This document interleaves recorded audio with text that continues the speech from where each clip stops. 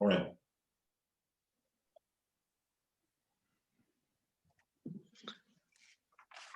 Is that Todd Long I see with us? It is. Hey, our traffic guru. Awfully good to see you. You too. Good morning, Commissioner Hausman. Can you give a sound check, please? Good morning. Is anybody else on the line that I missed? Can you give me a sound check, please? Mayor Carhurst is here. Thank you very much, Mayor. This is Mayor Gilvin. I'm here as well. Thank you very much, sir. Doug Schuster. Thank you, Doug. Mayor Lori Henry, we get a sound check, please. Hello, Lori Henry here. Good morning, Colleen Kiernan on behalf of Jeff Parker from ARDA. We're here. I'm here. Good morning. How you doing?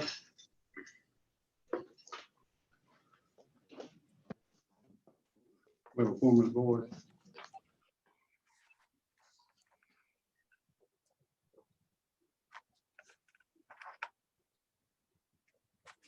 Good morning, Commissioner Harrington. Can you give a sound check, please? Good morning. 1, 2. Good morning.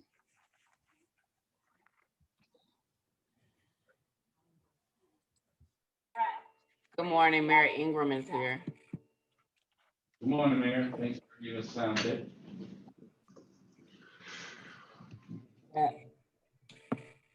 Do we have anybody else that we missed? Can you give us a sound check, please? And check in at the same time.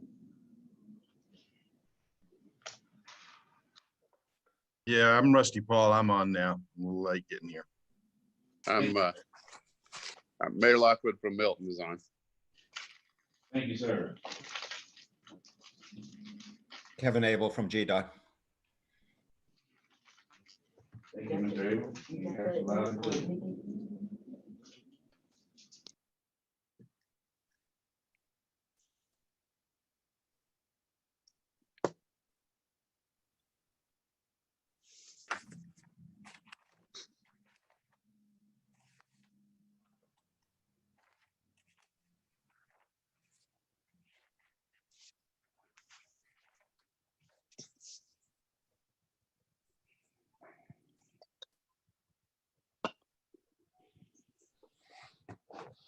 Good morning, Commissioner Abdul Rahman. Can you give us a sound check, please? Huh?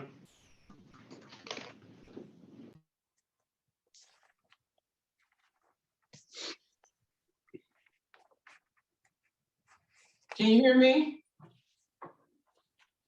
You now. Good morning. You need me to put a shake sound in the Morning, sir. Can you give us a sound check this morning? Mary?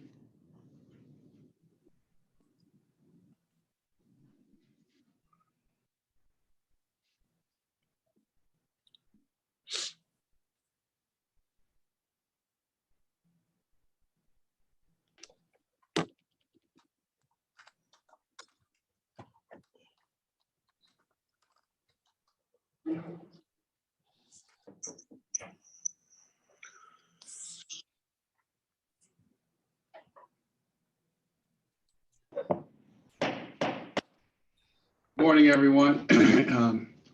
This is a special call meeting of the Fulton County Board of Commissioners. Today is March 5th, 2021. It is approximately 10:03 a.m. Madam Clerk, please call the roll.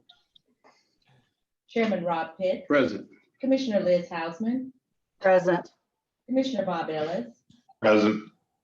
Commissioner Lee Morris. Commissioner Morris has informed me that he will not be present today. Okay. Vice Chair Natalie Hall. Present. Commissioner Marvin Arrington Jr. Present. and Commissioner Khadija Abdul Rahman. Present. We have a quorum. Thank you. Would you call the roll with respect to the mayor seems present? Yes. City of Alpharetta, Mayor Gilbert. Present. Mayor Bottoms. Chattahoochee Hills, Mayor Reed. Present.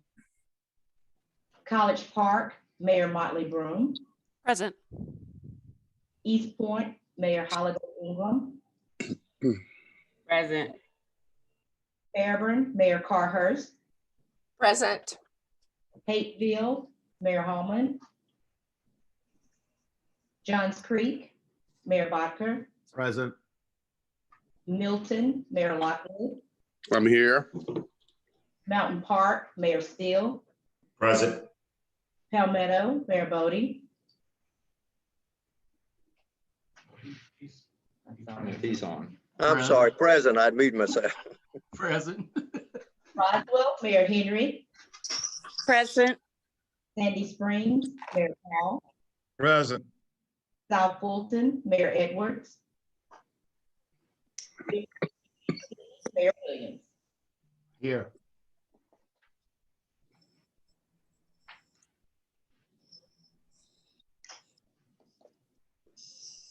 That's 12. What? 12. All right, 12 present. Thank you, mayors, for your attendance. Next item, 21-0178, adoption of the agenda for today. Without objection, we will proceed with the agenda as it's printed. 21-0179, first item, the COVID update. Who's doing that? Who's doing that? Yes, sir, Mr. Chairman, and good morning, mayors and commissioners. We would ask Doug Schuster, who has been working with us past year from EMSI, the incident management firm that we hired to lead us through the COVID update. It will principally be focused on the vaccine rollout. So Doug, if you're on, if you'll go ahead and lead us through that discussion. Yes, sir. Good. Next slide, please. Just quickly, I wanted to show you a different way of looking at the communicability of COVID-19 by calendar month. Everybody's read the news over the last month about the downward trends, and while that's very good news, February was still our third worst month ever. And while the trends are going down, it is concerning to think that people think we're out of the woods. And so we need to be vigilant and continue to spread the message that the social distancing measures that have been in place do work, and we need to actually continue and increase what we're doing in that realm as far as those things. And then that will help us while we're vaccinating in the current trough that we're in. Next slide. This information is a little dated. This is the vaccine dashboard. I will tell you that as of last night, we have vaccinated through the Board of Health initiative 82,339. We did have 15,000 scheduled this week, which is our most ambitious week to date. And we crossed the 3,000 barrier for the first time yesterday. We are still vaccinating in group 1A. And as you know, the governor has added some other people to group 1A, including educators and staff and caretakers of medically fragile children. Next slide. Once again, this information is a little bit dated. Fulton County as a whole, if you remember, I said that we had done 82,000. Fulton County has actually, as a whole, vaccinated just about 336,000 with 219 unique first dose individuals, which puts us over 20% of the county's population of people that have been vaccinated, which is leading really the state and leading most large municipalities in the country. Next slide. This is just kind of a look at the vaccines administered. We're just about twice the vaccine, or just as much vaccine as the other three counties that surround us. As you can see, Cobb 128, Cab 118, and Gwinnett 86,000. And like I said, we're at 336,000. Next slide. This is a lot to look at on this slide, but it's really what we use for our planning purposes. And when we started planning for the vaccine in November, we were looking at vaccine supply and what we thought our numbers would be. I've stated that Fulton County Board of Health's vaccine supply is about 1/4 of the total vaccine supply come into Fulton County. The others go to hospitals and then public entities such as CVS, Walgreens, Kroger's, Publix. And so as you can see, this was just looking at how much we needed to do to get our share of the population and what we needed as far as personnel to do that. The first 3 months that you see in the gray bars are actually real numbers. We did 1,400 vaccines in December, 28,600 in January, and 43,000 in February. Like I said, we have our most ambitious week yet to date, and we are expecting an increase in vaccine supply. I will say that vaccine supply is still unstable. I know what we order every week, but I also know that our receiving vaccine on Monday is actually, I get emails of what we're going to get on Friday now, so it's an improvement than waiting till Monday of the week of. But the vaccine supply is what I can see considered still unstable. But with my conversations with the state and what we're hearing from the federal government and other officials is that we're going to see a pretty significant increase towards the end of the month, beginning of April, which leads us to us being able to vaccinate more people as we move through the phases. At the bottom, you'll see kind of our force laydown to accomplish this at our 3 fixed locations. Next slide. Force to staff these centers. The one thing that the cities could definitely help us on is staffing. So we want to encourage you to continue to provide EMT staffing and the like for these centers. For the first 3 months, we've had about 630 days worth of folks that from the cities, which you very much appreciate staffing these centers. About half of those days have come from Sandy Springs. So there's 8 or so cities that have staffed less than 10 days in that entire period. So we appreciate your support as we get into further months of sending, again, your personnel to staff these cities. And we'll publish something where you can see where everybody is. Go ahead, Doug. Thank you, Mr. Anderson. To Mr. Anderson's point that this has really been a community effort with volunteers, your public safety folks. When they're there, it's comforting and they're a help, and they help us process people through faster, and everything leads to a better vaccine experience. And we couldn't do what we've done to this point without them, and we need that continued support. So thank you to those that have supported us. Next slide. Mr. Chairman. Can you hear me? Yes. If you don't mind, I was trying to get on while the manager was speaking. And I had one question that we talk about vaccines coming in and what time they come in. How are they distributed once we get the vaccine to municipalities? Is there a formula, or do we do it by, just how do we get equitably distributed to every city in Fulton County? And Doug, if you go ahead and answer that, please. Yes, sir. So when we get we have 3 fixed facilities, obviously no Mercedes-Benz in the central part of the county. GICC has been stood up in the southern part of the county, and in the north, we have the 4700. We have built each of these locations to maximize input. Personnel-wise, we can support 1,500 a day at each of the locations. We've yet to have the supply to reach that, and so when we build when we allocate vaccine to the 3 entities, We base it on manpower and really just an even distribution. It's pretty easy right now as an even distribution because all appointments sell out. And so we have approximately, for the last 3 weeks, somewhere between 800 and 1,100 at each one of those 3 locations. So it's an equitable distribution. We built the sites to be the same. We obviously want to grow that capacity, but we have to grow our manpower needs and get some other assistance to do that. But right now that's the distribution. And then we also make a distribution to, we have a mobile partner that is distributing vaccine to long-term care facilities throughout the county in every location.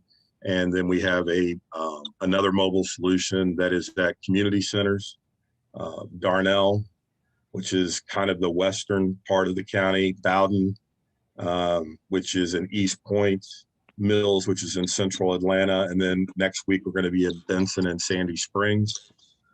And we're doing the same amount at each one of those locations. And really looking forward at these locations. I believe there might be some liaisons with the mayor, get people into these locations too. Obviously, once our vaccine supply stabilizes, we will enact more mobile solutions. We definitely had to get good at our fixed locations first. And now we have a diversity group that meets 3 times a week that is deciding, what we can do and when we can do it based on vaccine supply. So just lastly, Mr. Manager, you and I talked about a mobile solution. And I think at the time you told me that there is a shortage of vaccine to effectuate the mobile solution. What am I saying now? That there is some and we can do this? And if we can, how about some of our local churches? I can talk to that too.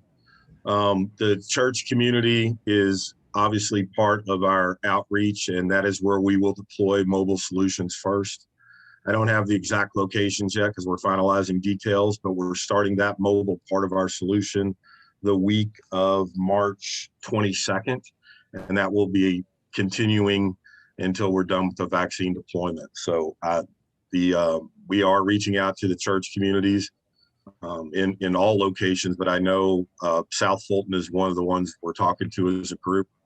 And like I said, we're hoping to know what our weekly supply is for the first time about the 3rd week of this month. And that's what we talk about vaccine supply, Mayor, is we don't know what our vaccine supply is, and we're the only county that hasn't had to cancel appointments. So we're getting vaccines to our fixed centers, and we are doing mobile solutions at this time, and we definitely want to expand it. If you look at the bottom of this slide, go back one, please. You'll see that we planned to have 2 to 3 mobile solutions, and we have had 3 mobile solutions so far in February. And we're going to expand out, I think, more than 4. I know more than 4 for the month of March. And we'll continue to make that expansion once we get a stable vaccine supply. Next slide. Mr. Chairman, I have a follow-up question on the mobile solutions. Go ahead, Mayor. Thank you.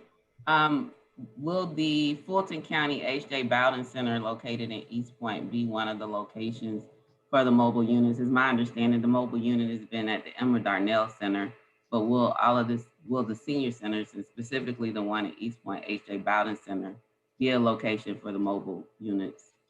It was the location last week, ma'am, and we'll be there every month as we rotate through. So I received no information about it being a location last week. I'm not sure if it was sent to me and I overlooked it, because that would be something we definitely share with the community. We received no information about that. Realize so how that partner, and I apologize, ma'am, that's it, but how this works with the community centers is that the senior center staff, Dr. Rochelle's in here, may talk about this more, but they reach out to partners already within that community center, and they've really contacted hundreds, if not thousands, of people to address hesitancy and schedule appointments at those senior centers. The next time, and so our goal was to schedule about 100 the first time through. Next month, we'll do second shots and do approximately 100 more. And so and then I think the next time we're going to reach out to the mayors to see if they have anybody else in the community. Is Dr. Rochelle on the phone call? She'll be able to speak better than me. Hey, and this is Anna, Doug. I would like for Dr. Rochelle to chime in. The one thing I did want to share, Mayor Edwards, as I was listening to your remarks, I thought it might be a good time to chime in that we have had conversations with the mayors and specifically with you, Mayor Edwards, but also with the other mayors about providing a mechanism for mayors to serve as a referral source into our equity program. And so we have finished the infrastructure to allow that to happen.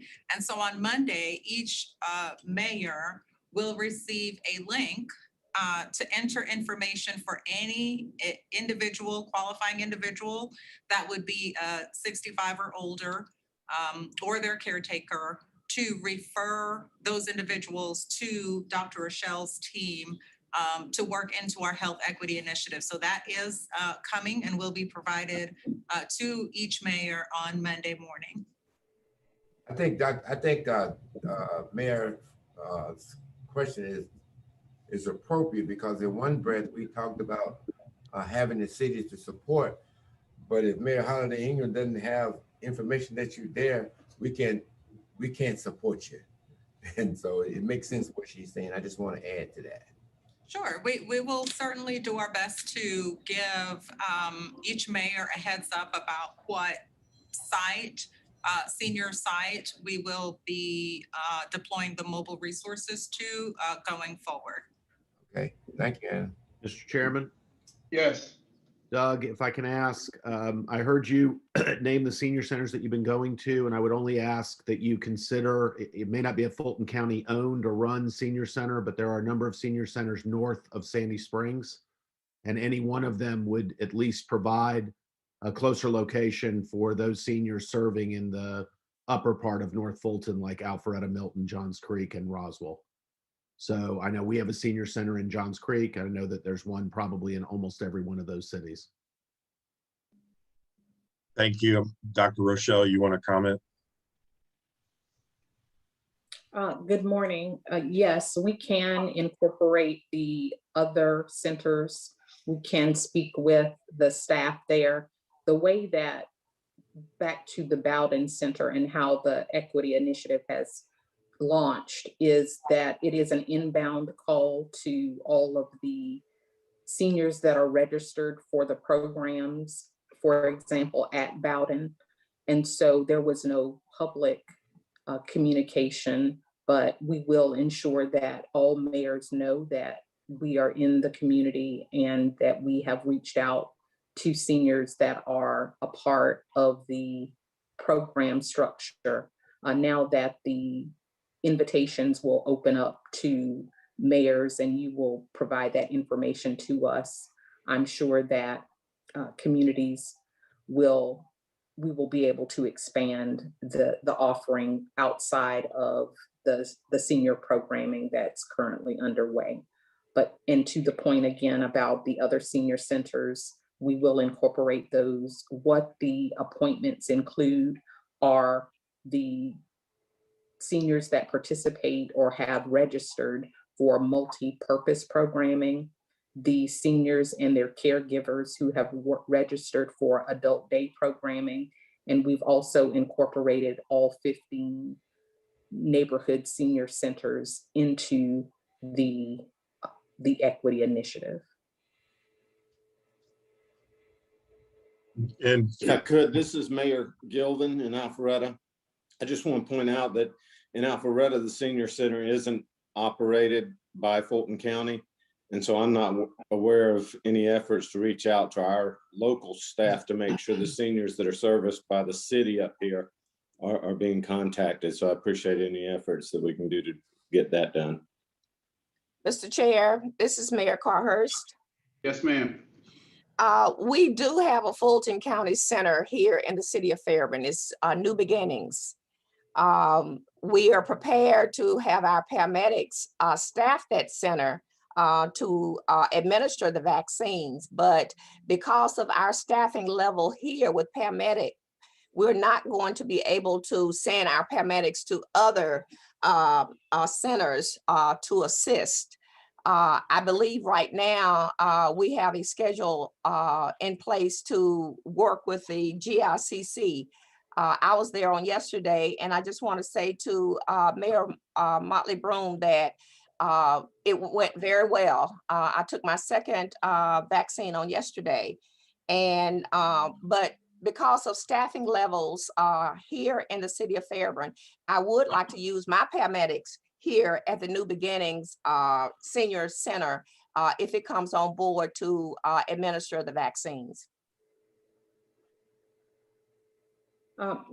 Mayor Carhurst, thank you for that. We did invite seniors from New Beginnings to the Bowden Day that we provided transportation to any of the New Beginnings participants that wanted to participate. This is Doug. A couple more things. So Fulton County really was a leader when we did mobile solutions for testing, where other places from around the country copied us. We were first, and we leveraged communities, community centers, faith-based groups. And because of that background, we will continue to leverage all those things. And we get to a point where we can expand. But I will say vaccine deployment, especially appointment-only business, is a very different animal. We have great partners throughout Fulton County, but having just the rollout is different because of space and logistics and parking and places for people to wait after the vaccine. These things really we didn't need to do nasal swabs for testing. So the vaccine rollout is complicated. Our team is obviously very interested. That is the mission of the Board of Health before COVID-19 and continues through COVID-19, is to reach into the communities that need it most. And our plan is to, like I said, when we get a very significant increase in vaccine, like we're expecting in 2 to 3 weeks, we will definitely expand this program and reach wherever we can, because other phases will be opening up, and we'll definitely need to do that. So it's on our plan to do, and we have such great resources because of what we've done with testing to this point. So we're gonna continue that work and get out there as soon as we can. Continue, Mr. Schuster. Next slide. So this slide really talks about and remember, most things with the vaccine changes from hour to hour, not day to day. But from our best estimates, we've been pretty close on a lot of things, like how much of our vaccine supply would be. And our planning efforts have been what we think pretty successful around that. But we are, if you see the bubble in the middle of the screen on the timeline, anticipating a significant increase. And so we're building not only our mobile teams, but our capacity at our 3 fixed sites to be prepared to do that. And that's April 1st is right around the corner. It feels like it's far away, but it's right around the corner. Below, you see some of the groups that are covered and the estimated populations. And the state is getting ready to give us expanded definitions of some of these other phases. But for right now, this is where we are. And as you can see that our plan is all encompassing. And as soon as we've deployed 93% of the vaccine that we've received. And by the end of Saturday, we'll have like 0 vaccine in the freezers. So when we get the vaccine, we deploy it, and we're continuing to work towards planning to expand that role. Next slide. And so we already talked about this, but our first mobile unit was deployed, and it was a partnership with Tuxedo Pharmacy, and they've been a great partner that we can allocate vaccine to, and that is getting a very important program at the nursing homes in the area that I won't say fell through the cracks, but didn't get a chance to register with the CVS Walgreens program. And then we've already talked about the equity strike team at the senior centers. That number is actually 1,074, and we're planning to do one today. There's more going on at Mills, and like I said, next week we'll be at Benson and Sandy Springs. Additional mobile units will be activated, which I just talked about, and I'm not going to belabor that point anymore. And then it's selected by population served in the current vaccine phase that we're in. Underserved locations will be prioritized. We'll partner with faith-based organizations. We are partnering with faith-based organizations and leverage municipal partnerships. Like one of the struggles was how to get people scheduled, and we think we've overcome that. So like I said, we're ready to move once the vaccine supply increases.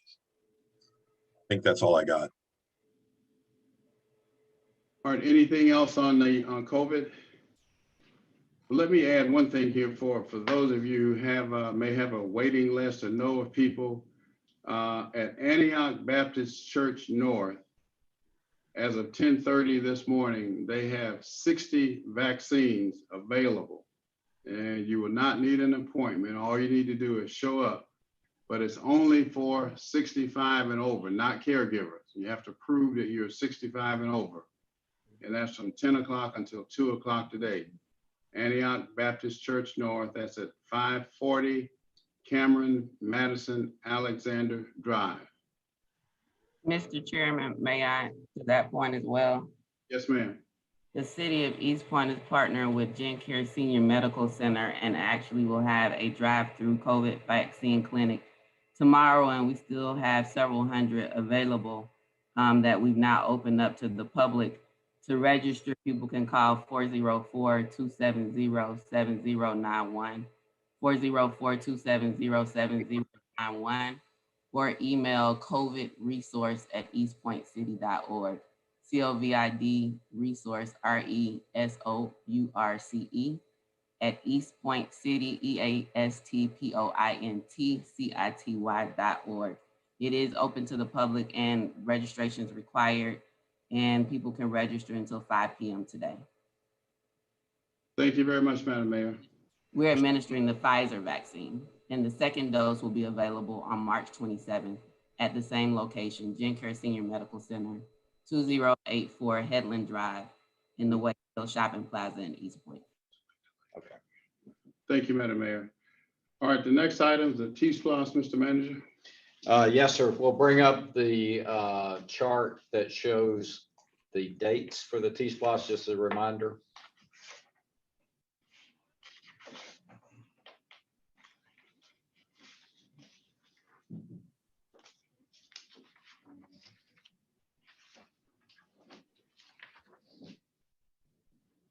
We're waiting for discussion on this?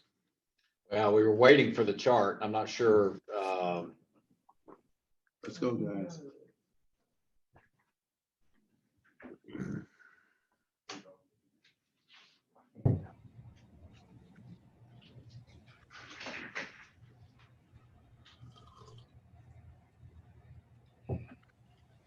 Do we have it? Yes, but I can't get out of the presentation. You can't what? Can you speak, just talk to about Yeah, the timeline? I think there's not anything new on this chart that we haven't shared with you before. Fundamentally, the dates that we shared previously were that the jurisdictions would begin to develop their project list from February until May. They would adopt that project list during the month of June. Then there would be an official meeting to discuss that list, and intergovernmental agreements assigned in July, and then a resolution signed by the county, approved by the county, and signed and forwarded to the election superintendent by August the 2nd. So that's the timeline. And I think Commissioner Hausman during this part of our discussion was also going to talk about productive discussions that we've been having with Chris Tomlinson, Russell McMurray, and Jeff Parker subsequently to the last meeting to discuss potential transit set aside to keep effectively those projects that we've been talking about in play. Before we get to that, yes, sir. Can I make a few comments? Yes, sir, Mr. Mayor. So as I think back to our efforts leading up to T-SPLOST 1, which I affectionately call it now, since we're talking about a T-SPLOST 2. There were a number of things that we had to deal with that we've sort of not outlined. And this chart may not have been the right place to outline them anyways. But the first thing is, do we have representatives from the Atlanta Regional Commission on today? No, I have talked to John Orr in the interim between the two meetings, so he's aware, obviously, of what we're doing, and they stand by to help us in any way that we decide. And they'll need to, and they played a great role the first time as we sort of rolled all the lists together. And sort of stepping back from that, one of the things that we haven't discussed, we have a lot of new mayors involved in this process who were not involved in T-SPLOST 1. May not have even been that familiar with the requirements of the T-SPLOST law. I think it's important that we get a review, whether it be in writing or during a meeting, of all of the T-SPLOST requirements, especially around regional projects and things like that, so that we're all aware that while we're working on an individual city list, when they roll together, they still have to meet certain requirements to comply with the law. Not that I think that'll be terribly difficult. The second thing that we need to talk about at some point is meeting cadence, whether it be the mayor's meeting cadence to stay coordinated, or whether it be overall. Waiting 1 month at a time is not going to work as it relates to T-SPLOST. And while they don't have to be official meetings of Fulton County, they don't necessarily even need to be convened by Fulton County. ARC can take care of this. We're going to need to be in probably more discussion on a go-forward basis. Looking beyond the referendum itself, but you can't wait until there is a yes or a no vote on the referendum. We're going to need to talk about the role of education and what we're going to be doing to ready that. And then finally, I know we were about to get into this discussion about transit. I think we're going to need to set a go or no go, because I will tell you that while I am supportive and want to see these projects move forward, I don't want this looming over our heads. At some point, we have to make a decision and move on. And so it feels like that's sort of an undercurrent, and I know why, because they're so important. But we need to get to a point where we understand what's going on and just move ahead with the whatever it is we decide, so we can get going.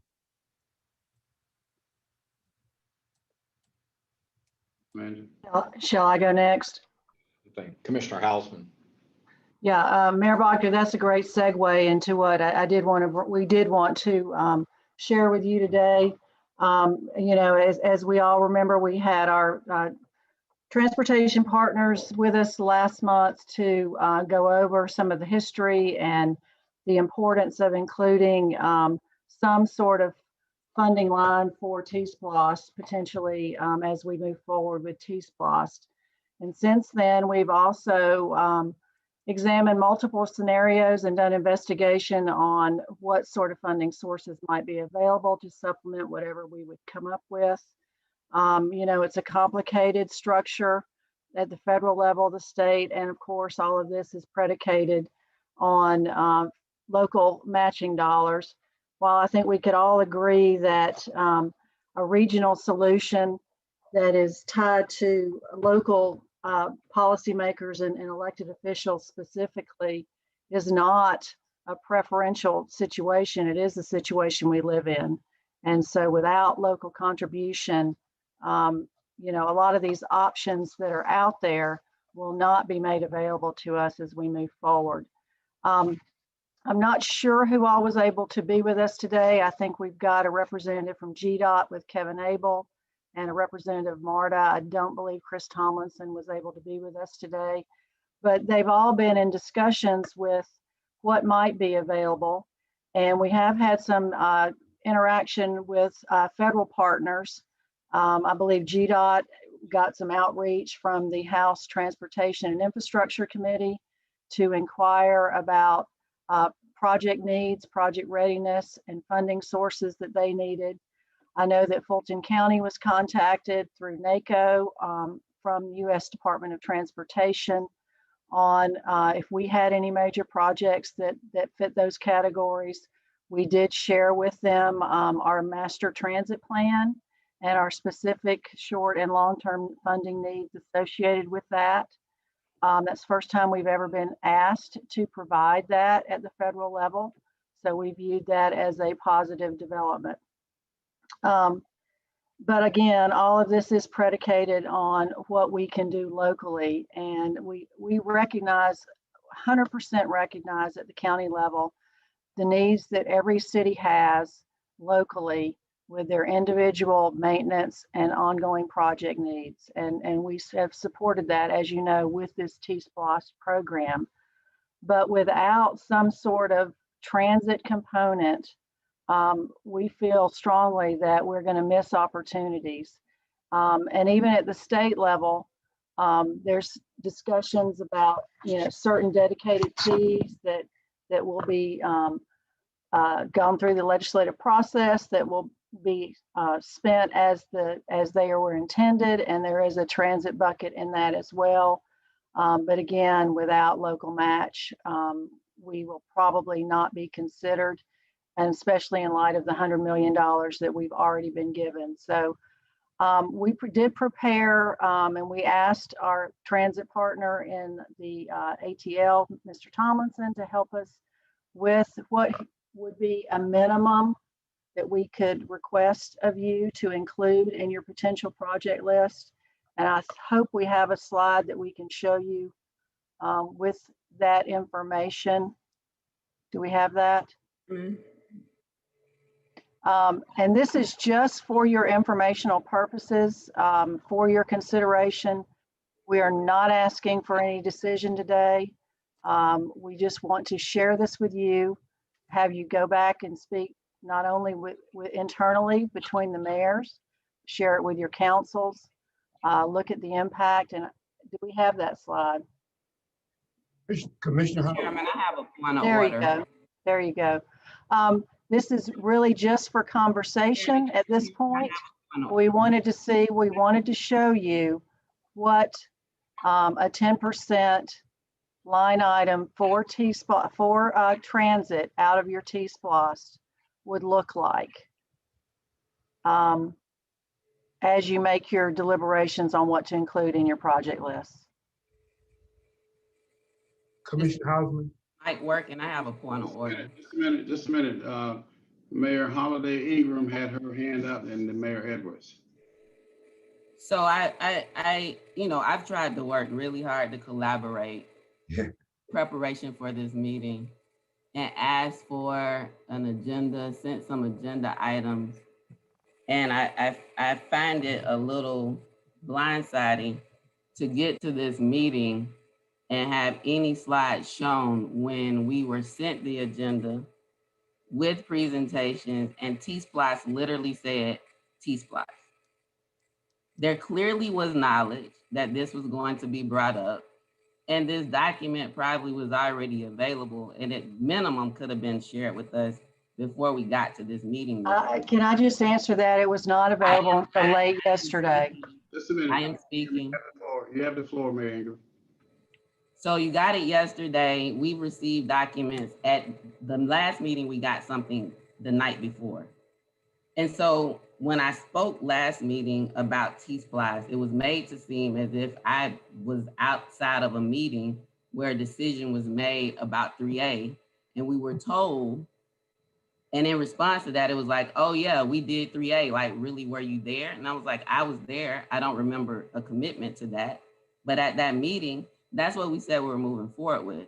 And while I totally understand that transportation and transit is important, and that we need to make sure that there's funding through whatever sources, the federal government, the new administration is going to be sending out a lot of funding for transportation. I mean, when District 1 gets $100 million and no one gets anything else for transit, we are sitting at a disadvantage and a disparity, and we need to figure out how to deal with that. But to come into a meeting today and to say, this is a way for you guys to set aside 10% and we worked out numbers for your city without a heads up, I think is disingenuous, especially when we went through the agenda making process and we communicated, we shared the items for the agenda with less than 24 hours notice. The mayors got together, me and Mayor Botker spoke and shared what we thought. We got an agenda, and that we didn't get any information, any presentation, anything about what would be shared with T-SPLOST. And then we get here today with this. And so let me be very clear. I'm definitely supportive of transit and funding for that, and know that there are ways that we have to do local matches. But to get here today and to have this brought to us when it's just been acknowledged that it was at least shared yesterday and we could have gotten it before, at least had some idea what we'd be discussing with T-SPLOST, I think is disingenuous. And I asked about it last month, and it was made to seem as if, oh, we clearly decided that we're not dealing with transit. Were you not at that meeting? And I was. And I knew that we would probably find ourselves here. But the more we try to collaborate, the more we come to these meetings and get blindsided. So that's just my take on it. We weren't shared with this. We didn't know what was going to be discussed. Having information before we get here would be helpful, even if it's sent the day before, as it has been in previous meetings and even morning of before 10 o'clock. But this is, you know, I continue to be the hopeless optimistic, and then we get to these meetings and this is what we get, especially when we know that $100 million went to one district alone, and we've never seen that kind of investment in South Fulton. Mayor Holiday Ingram. Now, Commissioner Houseman, if you want to respond, and followed by Mayor Edwards, Mayor Gilvin, Mayor Bodker. Yeah, I do. And with all due respect, you know, this is a pretty difficult process to compile information. And I appreciate your comments. Mayor Bodker mentioned this particular comment in his comments. We heard a lot about it at the last meeting. You know, we literally had a final meeting to figure out what we could share with you as late as yesterday afternoon with our partners. And, you know, I hope that you don't feel blindsided. We're not asking for any decision at this point. This is offered in good faith for your information to consider. You know, it's up to you. We've said this all along. It is up to you. We're just trying to communicate to you that, you know, without our participation, the options that we've explored on the federal and state level will not be made available to us to complete our transit plan or to even get the first phase of the transit plan done. Again, we're asking for your consideration, no decisions. This is not something that was intended to blindside anyone. We feel like we presented it to you as soon as we could get it together. So any slight is certainly unintentional and not meant to cause any further disagreements. It's intended to help further the conversation along. Thank you, Commissioner. Mayor Edwards, followed by Mayor Gilvin, followed by Mayor Bodker. Mayor Edwards. I've been sitting here listening to presentation, and the thing that running in the back of my mind is this question: who is we? I don't know who we are. The stakeholders in South Fulton, the president of our association, they weren't at the table. And then when we get it, that's why people like the mayors feel blindsided, because they're really not in the initiation of what I see today. And the word collaboration just flows every meeting we come here.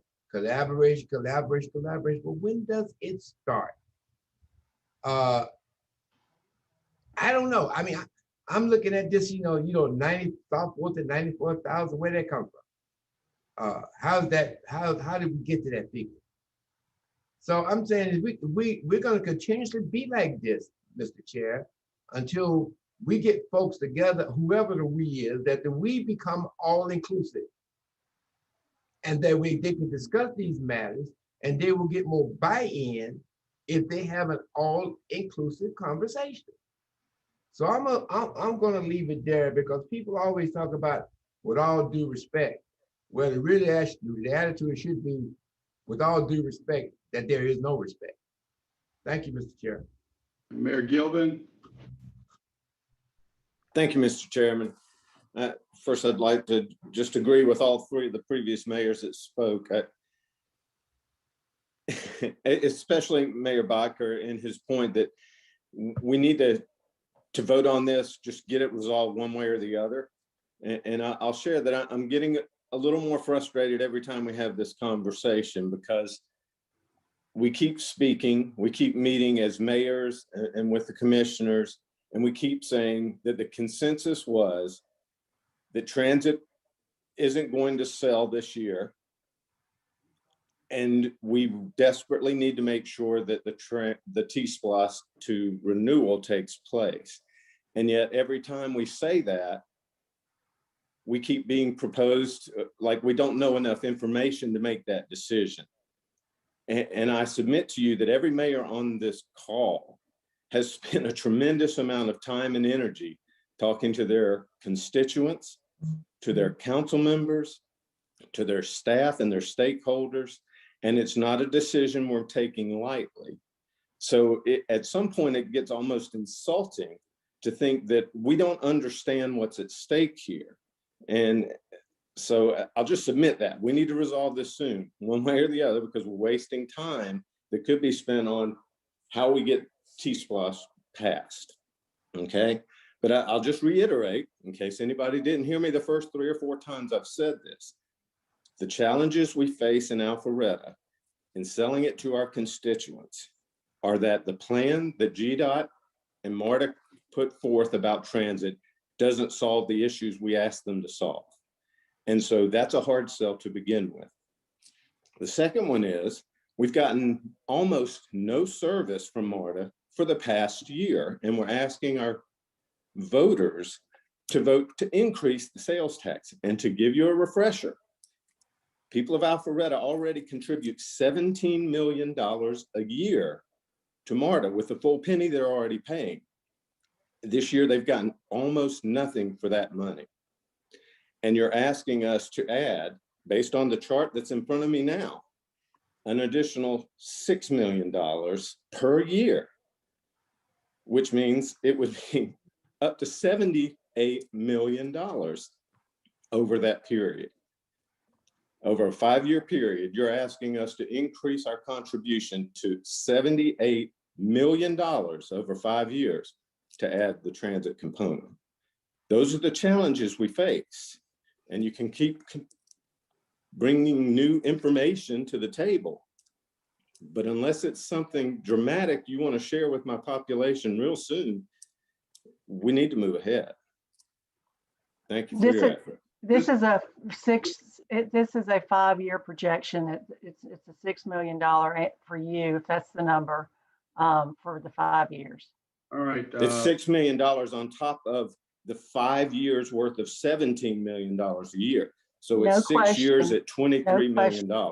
Just a minute. Mayor Bodker, followed by Mayor Paul, followed by Mayor Motley Broom. Mayor Bodker. So first, I want to say that I appreciate where my fellow colleagues are coming from. I also want to recognize this is a fluid process, and we are doing it much, much faster than we did it the first time. So we're all going to have a little bit of patience. That said, I'm going back to my original comment. We cannot keep stepping backwards while we're stepping forwards. We're going to have to make a decision about how we're going to handle the transit component. The question I'm left with this chart is less about the amount of contribution, because we can all decide whether we'd be willing to support that or not. But that's a whole lot easier decision for me, and probably for my council and constituents, if I understood what making a contribution of $52.5 million is going to accomplish versus zero, versus some smaller number versus some larger number. As we've had these discussions about transit, we've had all sorts of numbers going back and forth. We know what it ultimately takes to support the remainder of these projects that we're going to move both the south and the north lines forward. But what I'm unclear about is, other than sticking this money in a pot, what does it accomplish, and how much more money does it bring to the table? And is that all that we're ultimately going to be asked at a local level? So again, Commissioner Hausman, I appreciate you answering the question that I had asked, I think last meeting and in the North Fulton Municipal Association meeting, but I'd really appreciate it if you could also help enlighten us on what does the 52 million accomplish? Okay, Mayor Paul. Well, I'm as usual, I'm the slight contrarian. I appreciate Commissioner Hausman bringing this information forward. She said it wasn't available till late yesterday. I understand that. we don't have a lot of time, so I don't hold it against anyone that we're just getting this because we are on a very fast track. I'm with Mayor Bodker. I think my council would consider it if they knew what it was going to buy. And that would be a helpful, I mean, first of all, you need to know what it's going to cost. And this chart gives us that data. Now we need to understand precisely what it's going to buy. And then we can have a discussion, obviously very quickly, about whether we want to consider it or not. But I have no problems taking this to my council and asking them to consider it. All right, Mayor Motley Broom. Thank you, Mr. Chairman. I think it's our responsibility as mayors to take this information back. Certainly, it is absolutely helpful to receive it as soon as it is prepared. We got an email about the T-SPLOST chart this morning. There's no reason that we couldn't have had this information as well sent to us. I agree with Mayor Gilvin that we keep on seeming to have this conversation, and it seems as if opposition is being mistaken for ignorance.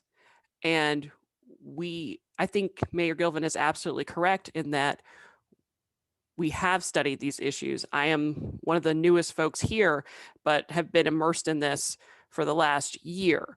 And we've had substantive discussions amongst ourselves as a region with the North Fulton mayors as well. And I would appreciate that level of consideration for no matter what position our respective cities take.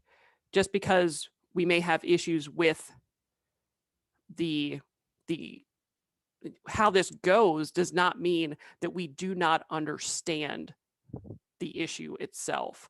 And it is somewhat frustrating to sort of have this seemingly presented to us. Well, maybe if we do it this way, you'll see what we're trying to say. We come at this from a level of information and study, and would appreciate that level of consideration and respect. Thank you, Mayor Motley Broom. Commissioner Abdur Rahman. Commissioner. Thank you, Chair. I'm sorry, I was having an issue with my computer. I just want to kind of support the sentiments of not only Mayor Bianca, but of all the mayors within my district. I think a certain timeliness needs to be understood and adhered to. I don't have a problem being slighted, or I'll put it this way, I would have a problem being slighted if it wasn't intentional, and I'm not saying that it is or isn't. What I'm asking as a new commissioner and one that wants to be informed, not only to either support or not support, but to also allow my constituents to be informed in a timely manner, and also to be able to support my mayors fully. I just, we've had conversations about having presentations, and we've had conversations about agenda items, and I do understand this was not received until late, but at the end of the day, I can't help but feel like some of the requests for inclusion sometimes falls either on deaf ears or very unconcerned ears. And so in order for me to be informed and also supportive, I would like an effort, a concerted effort, for us to have the information we need in order to make the decisions that we need to make in a timely manner. I was under the impression that if we had agenda items, they needed to be sent out. We needed to have an idea of what was being presented and also an idea of what we would be discussing. And so I don't think, like Commissioner Houseman said, I don't think anything is intentional, and that's not my posture. My posture is maybe an idea of inclusion, or idea of fairness, or idea of making sure that everybody is in the equation, like Mayor Edwards said, is actually done and not said. Thank you. Commissioner Ellis? Yeah, thanks, Mr. Chair. I guess I'd like to maybe shift the discussion a little bit to try to understand, okay, this piece of information has been shared. And I seem to recall as we left, as part of the last meeting, there was a discussion, and I think the comments were made by the DOT chair, our commissioner, that we may want to consider having some form of set aside so that we had the opportunity, should there be large matching sums available from the feds, to deal with, kind of ready go projects. Is that fair, Commissioner Hausman? Yes, Commissioner. Okay. Ellis.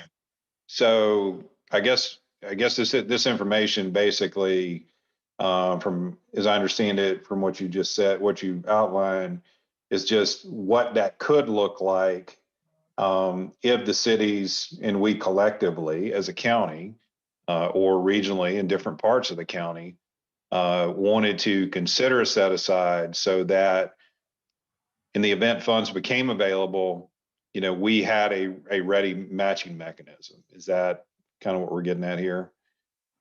Correct. And there's also potential that, the county could independently look at potential funding opportunities outside of this, but the collective nature of how these funding sources are cobbled together might require both.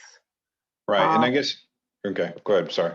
No, just so a commitment from the cities to move forward is crucial, as we all know, in anything we do from a transportation basis. And again, this is offered for consideration as one piece of potential funding that needs to be put together to bring the transit plan into any sort of reality versus a plan. Okay. And I guess if funds didn't necessarily become available and it wasn't used for match purposes, then I guess in theory, then if you did do a set aside, then a set aside could wind up being used for the other projects you had on your list, tier 1 or tier 2. I would think that would be a possibility. Again, Mayor Bodker's thoughts of a review of the allowable expenses for T-SPLOST is spot on as well. I think that would be very helpful to provide to all of the cities to have a clear picture as the project lists are developed of what all of the requirements are, along with what our options are. Commissioner Ellis, you still have the floor. Yeah, I didn't know whether or not, I mean, if we did have any other of our tacticians or so forth on the phone from DOT or otherwise that, wanted to lend into this discussion with information that the mayors may want to consider or not consider as they look at this information and take it back to their councils for discussion. Anyone else is on the phone, Commissioner, on the line? This is Kevin Abel. Can I have the floor, Mr. Chair? Yes. Kevin Abel, GDOT board member representing Congressional District 6, which includes the SR 400, proposed BRT project. I don't want to be too redundant here, but I just want to make a few comments. I respect one or two of the mayor's comments that these issues are understood, but context is always important. With respect to federal funding, I'm going to speak specifically now to SR 400. There's the FTA Small Starts program, which is perfectly aligned with the SR 400 project that could bring federal dollars to the tune of about $100 million to that project. That 100 million plus the prior state funding of 100 million leaves a gap of approximately 100 million for local funding, which begins to get to Mayor Bodker's question, which is the all-important question of how does the city set aside, if so done, meet up with the remaining gap. But let me just continue. There are additional sources of federal funding, potentially from ARC, congestion mitigation funds, and flexible surface transportation plan block grants. All of these federal funding sources require a local commitment. So again, I apologize if recognizing this is well understood, but I think again, it's important that we reemphasize the fact that there's an opportunity now for the cities to set aside 10% of T-SPLOST funding for a transit improvements bucket, which is the recommendation that's being made today. This is not the first request. It's basically the last of 3 different versions of local funding that have been brought to the city. Just one other point. Earlier this week, the House Transportation and Infrastructure Committee put out some news about a new process that is going to exist for congressional House members to submit project priorities for surface transportation legislation. And these new policies, I'm not going to bore you with the details right now, it's out there in the public domain, but they're looking for projects that are multimodal, reducing carbon pollution, better for the environment, supporting underserved communities, et cetera, et cetera. And again, these are the types of projects that we're talking about here, and that the funding will flow. And we here in Fulton County are well aligned for these fundings if we produce the local match. Our request from GDOT, consistent with what Commissioner Hausman proposed and what you see here on this chart, and this meeting did happen late yesterday afternoon, I would reiterate, is that the cities, having foregone the option to do the 0.2 penny tax increase for transit, and having foregone the option for T-SPLOST that included the dedicated commitments of funding to the transit projects, the last option here is to set aside 10% into a generic transit improvements bucket that will give great flexibility and the opportunity to not forego these funds. I recognize Mayor Gilvin's concerns and some of the other concerns, discussed today about, your very localized concerns about what meets and doesn't meet your specific citizens' requests and concerns. But sometimes we got to look at things, more broadly with vision of what the regional value is of the opportunities that are presented to us. The state has invested $100 million already in this project. There's $100 million of federal funding available potentially to us. We're asking the cities to make a commitment to play their part in greatly advancing the regional opportunity for transit here in Fulton County. And I would strongly recommend and hope that you all follow through on this when you go meet with your councils, later on over the next month or 2. I'll just add one last point and then I'll quit.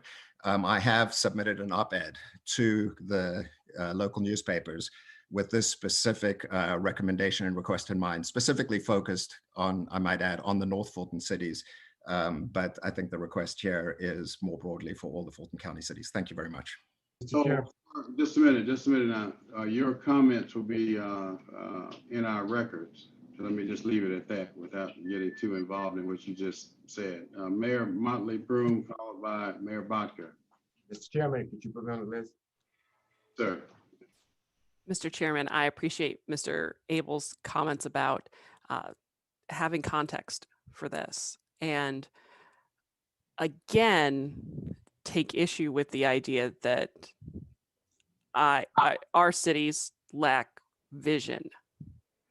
The context is so vitally important here. I think Mayor Gilvin gave great context as to some of the other issues that are surrounding this and the concerns in our city. And I know that Mr. Abel discussed that our visions are somewhat localized, but the reality is we serve our residents. And T-SPLOST in our community has made a tremendous impact on transportation related issues in the city. And the bottom line is, with this 10% transit bucket scenario, we're still asking for less money to be spent in our cities, and especially on the South Fulton end of things. And Mr. Abel conceded this himself. We still don't have a plan that is viable for a majority of the cities in the region.